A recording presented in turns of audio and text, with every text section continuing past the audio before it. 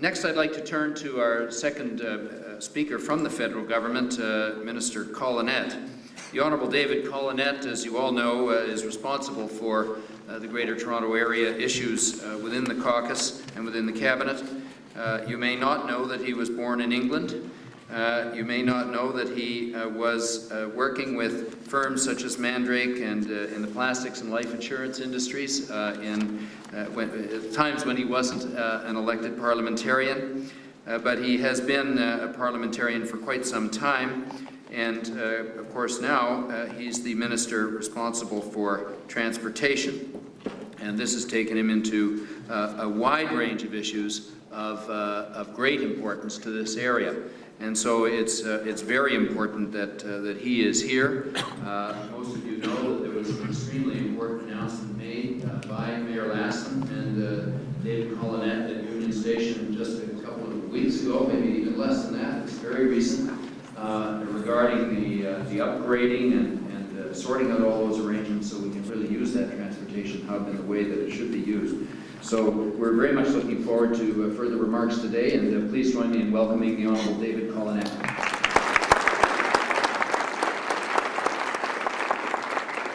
Thank you very much, Jack, and thank you for all the hard work that you've done to make this Smog Summit a success. But it wouldn't be the success it is today without the support of the Mayor and the City councillors. I think it's a great initiative, and it's really good that you've been able to bring those of us together from the various levels of government, David Anderson, Judy Scrow from my caucus, and of course Mr. Newman from the provincial government, because we're all concerned about these particular issues. David Anderson talked about his early days in Victoria and the problems he had with asthma. You mentioned the fact that I was born in London, England. Well, I can remember living in the heart of London, and my first memories, some of my first memories was the smog of 1952. I was 6 at the time. And at that time, everybody burned coal. Railway engines, factories, in your fireplace. And you never get London fogs anymore because they've cleaned up one part of the problem. They've got another problem like we have to deal with traffic, and I'll come to that in a minute. But in that particular year, 5,000 people died in the space of a week because of the smog. And I can remember conductors of the buses walking in front of the drivers with lanterns to guide them to the garage to get the buses off the streets. Now, we never want to go back to something like that. And part of the reason we're here today is to avoid that kind of scenario, but there are danger signs. And just to complete the chronology, Jack, when I came here as a kid at 11, I was really puny, and I came to Toronto, and I don't think I'd ever seen the sun before. I don't think I'd ever seen such beautiful, wide open spaces, and growing up in East York, it was beautiful at the time. We used to go skinny dipping in the dawn, swimming in the harbour with a bathing suit at Center Island. I'm not sure I would, certainly wouldn't swim in the dawn now, and I don't think I'd swim actually off Center Island, but I'm not sure how clean it is. But things have changed in the years that I've grown up in this town, because we do have these terrible problems that are being addressed today.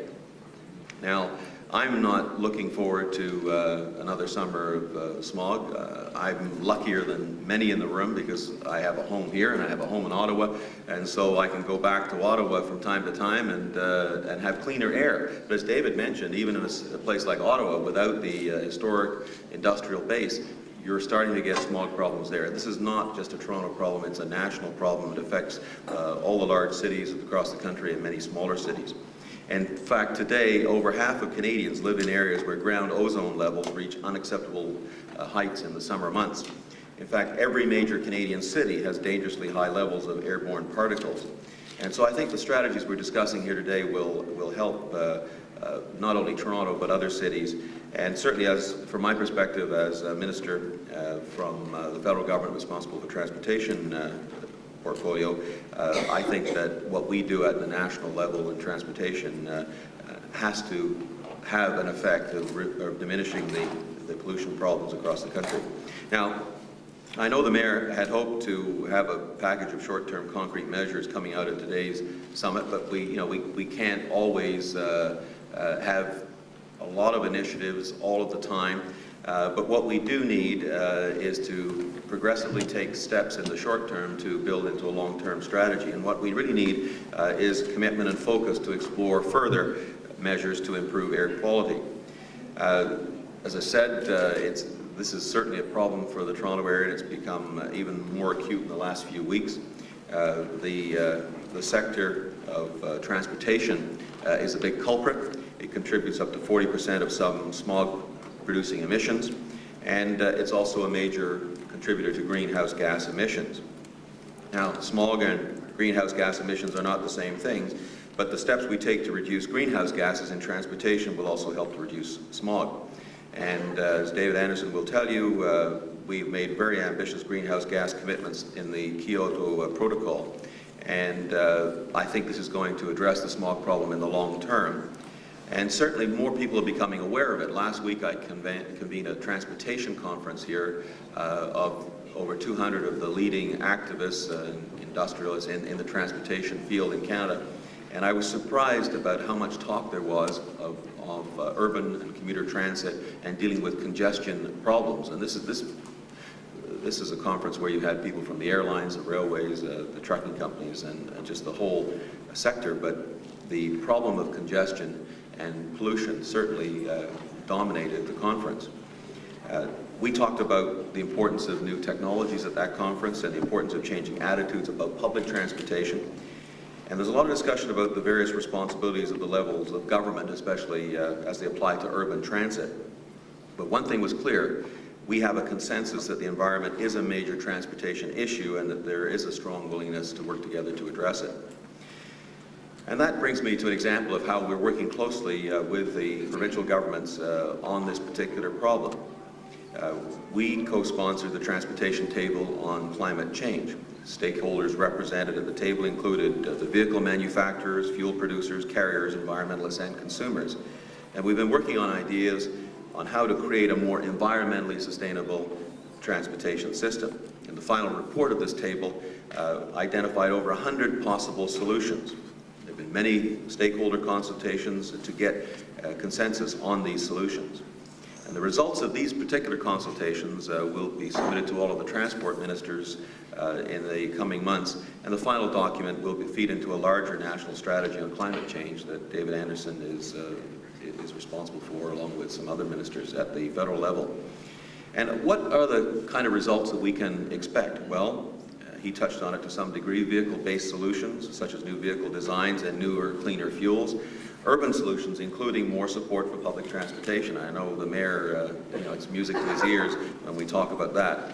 In fact, the Transportation Table studied over 30 different strategies to improve the efficiency of urban transportation in Canada. And these solutions largely targeted specifically at the greenhouse gas issue, but they also will have an impact on the ground ozone level as well. Now, one message that emerges very clearly from the exercise like the Transportation Table is that no one level of the government has the key. No one stakeholder has the answers. We require cooperation, and that's why we've gathered here today. And some of these issues transcend national boundaries. I don't mean simply that smog can blow away from south to north, and that is a big problem. I also mean that we need an international agreement on standards that affect production of smog and greenhouse gases. Take the airport, for example. It's the busiest airport in Canada, Pearson International, and it's going to become even busier. Some people don't welcome that, but for Toronto to grow and maintain its world status, we must have that airport do its part for the local economy. But what impact is there on aircraft exhaust on Toronto's smog? Well, first of all, aircraft engines are relatively efficient when it comes to air pollution, but the air sector does have an impact on the environment. And we are working with the International Civil Aviation Organization to find ways to decrease the problem. Transport Canada has helped to develop a special report for ICAO on aviation and the global atmosphere. It provides a detailed assessment of the impact of aircraft engine emissions on climate and atmospheric ozone. We're going to continue to work at the international level, but in the meantime, the air sector is taking steps at home. The Greater Toronto Airports Authority published an Airport Master Plan, which includes elements on the airport environment and the environmental impact of airport development. And in April of last year, the GTAA became the first airport in North America to earn the ISO 14001 Environmental Management System designation. And this designation covers areas of concern such as air quality, contaminated sites, emergency plans, hazardous substances, noise, spills, recycling, and general water quality. Now, I've been speaking in broad terms about what is being done in general to reduce smog, and Jack Layton hoped that we would come to the table with specific actions we could announce today, and urban transit is a priority. I want to remind everyone that in the budget last February, we did identify $2.65 billion over 5 years, and David referred to that. And some of this will be used to support municipal green projects such as urban transit. Now, I'd like more money. I know he would like more money. There's competing pressures for the budgetary surplus that we've had. But, you know, apart from projects that readily come to mind, such as subway expansions, streetcars, or buses, money can be applied in smaller amounts to encourage bus lanes on major arteries like the Parkway or the 401 or the QEW, or signaling systems that improve the traffic flow, the introduction of intelligent transportation system technology to speed traffic flow, and all of this can be done through the infrastructure program. By the end of this year, we hope to have the agreements in place with the provinces to provide a decision-making framework on how the monies will be invested on municipal infrastructure. But there are other actions that we're taking. I mentioned the airport a few minutes ago, and the airport estimates that we're going to have 50 million passengers by 2012. Now, 50 million passengers sounds like a lot, but let me just compare it. Right now, it's 27, 28 million. That means that there's going to be another 22 million people coming through Pearson Airport within the next 10 to 12 years. Right now, London Heathrow, which is, I think, the second busiest airport in the world, is at 55 million. So in other words, Toronto is going to be in that league within 12 years. And we have to deal with those problems. So, and time is running short to make to make provision for all of the increased traffic flow, and that's why countries around the world have taken the step of building rail links between their urban cores and their airports. In fact, 160 major airports around the world either have them or are already thinking of building them. And as part of the Union Station announcement that the Mayor and I made the other week, we will be seeking expressions of interest for building an air rail link between Union Station and Pearson. Now, speaking of that announcement a couple of weeks ago, this is one way where we can really help to get cars off the road, because this federal-city partnership, which we agreed to put in $35 million, will certainly do wonders, I think, in terms of improving the traffic flow in and around the GTA. The fact is that Union Station, because of this redevelopment, will become the finest intermodal station, I believe, in North America. It will bring the airport link, intercity rail, commuter rail, intercity bus, the subway, streetcar service. All of that will be there in one facility, and that will certainly be attractive for getting people out of cars. In fact, I'm told that for GO Transit alone, the improvements to be made at Union Station will allow them to double the capacity of passengers being able to use that station on an ongoing basis. And I see Rick Ducharme in the audience. He was formerly head of GO, but he's now head of TTC, which is an even tougher challenge. And I think he will tell you that if we didn't have GO Transit, we'd have to build, 3 more parkways and 2 more Gardner, Queen Elizabeths. I mean, just imagine that. I mean, this place would be worse than Los Angeles or some of these American cities. And so by improving the capacity of GO by what's happening at Union Station, I think is going to be very beneficial to the GTA. But also, of course, it's going to allow VIA to run more trains into the station as well. And you know, when we talk about VIA and commuting, some people may scratch their heads, but the definition of a commuter has changed in the last 10 years. There are people that live in Kingston or Coburg, Belleville, Brantford, London, Kitchener, Guelph, Niagara Falls, Hamilton, who come to Toronto, not every day, but they come here maybe 1 day a week, 2 days, 3 days a week. They may be lucky enough to have a second residence here. They may have a family they can stay with, or they may put up in hotels.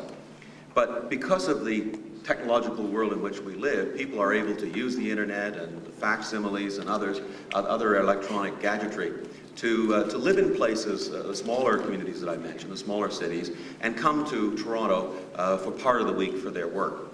And if you got on the train, the overnight train that VIA has instituted, which starts in Montreal, but really starts to pick up passengers, the commuters in Kingston around 6:15 in the morning, and gets to Union Station 8:20. If you have been on that train like I have, some days they're standing room only.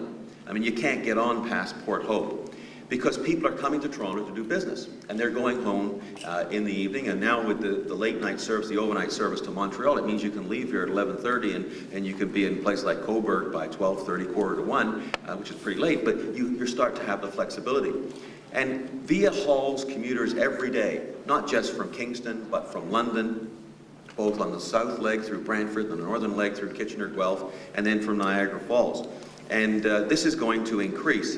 And as you know, we've recently announced $402 million for capital improvements for VIA, and this is a major commitment to passenger rail in this country. But what I have asked the VIA officials to do, and what I'm announcing this morning, is to provide a commuter strategy for Greater Toronto and Greater Montreal to help the municipal agencies, GO Transit, l'Agence Métropolitaine de Transport in Montreal, which is GO's equivalent, to work with them to try to have an organized way of enhancing commuter flows into both Toronto and Montreal. Now, in the case of Greater Toronto, this strategy is going to mean the extension of existing services, increasing capacity in peak hours to carry commuters, and will explore arrangements with GO to offer seamless transfers, ticketing, and pricing. One option is to start the early Montreal and Ottawa trains in Hamilton so that they can take people from Hamilton, the Aldershot, Oakville, to Montreal and Ottawa, but also to bring in commuters. Again, that would complement GO's service. This also could mean that we would start a London or Windsor train in Oshawa, and again run it through Union Station for the same reason. You're helping to supplement the service of GO from Oshawa. I know that VIA is looking at relocating its stop from Guildwood to Pickering, because there's a greater encatchment area to get people off the 401 so they could come in not only for Toronto, but then go to places like Hamilton and Windsor and London. There's also a chance, and what I've suggested to them is look at the business cases for restoring services that have been cut in the last 10 years. For example, the service to Peterborough, the service to Barrie. And even be creative and say, is there a business case to run weekend services, peak hour services to cottage country? You know, it's possible to run trains up to Collingwood, to Huntsville, to Bracebridge, to Peterborough, the Forthest. And, you know, is it practical? What kind of improvements would have to be made?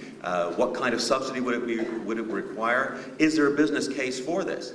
Because it's just not a question of the daily commuting, but try and get out of Toronto and get some clean air, relatively cleaner air, further north, and that's tough to do because you're stuck on the 400, you're stuck on Highway 11, and you're idling cars and you're breathing in polluted air. So I've asked VIA to look at all of these various components. I've asked them to look at the possibility of partnerships with the municipalities and the provinces to assist with the development of these new services and the enhancement of stations.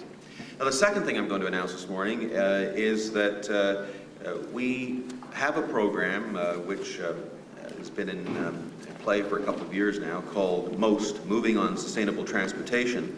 It was launched with a very modest fund of $1 million to fund sustainable transportation projects over the next 3 years. And it's a program that helps organizations deliver concrete results in support of the department's commitment to sustainability. And today we're announcing $200,000 of that will go to funds from the first round of submissions. Now, this is a national program. It's not a lot of money. For example, from Quebec, there's an initiative to evaluate how leading-edge technology will reduce fuel consumption by forestry trucks. From Alberta, we're going to fund a project that will help support Calgary's light rail transit system to move towards green power sources. And two of the projects come from Ontario. The Canadian Urban Transit Association will receive $30,000 to develop marketing strategies to promote increased ridership and identify barriers to the use of public transit in Canada. And the organization called Greenest City will receive $36,000 towards implementing a walk-to-school program in school districts in southern Ontario. And I think many of you people know that about this program. It's been very successful in the Toronto area, where 20 elementary schools have been involved. Not only will these initiatives help to reduce smog today, but perhaps most important, it will help to develop attitudes among young people that will have a bigger impact on their habits in the future. This brings me back in conclusion to the point that I made at the beginning. We can make some announcements on things we can do that will help reduce smog this summer, but the big challenge is building a momentum for the long term. At the beginning of this year's smog season, we can only hope to marginally reduce the problem this year. But our goal has to be to reduce it year after year after that. And this brings me back to an earlier point. It's just not Toronto's problem. It's a problem for half of Canada's population. So I'm pleased, Jack, that you and the Mayor and the Council have put this initiative together, that have called upon us from other levels of government to do more.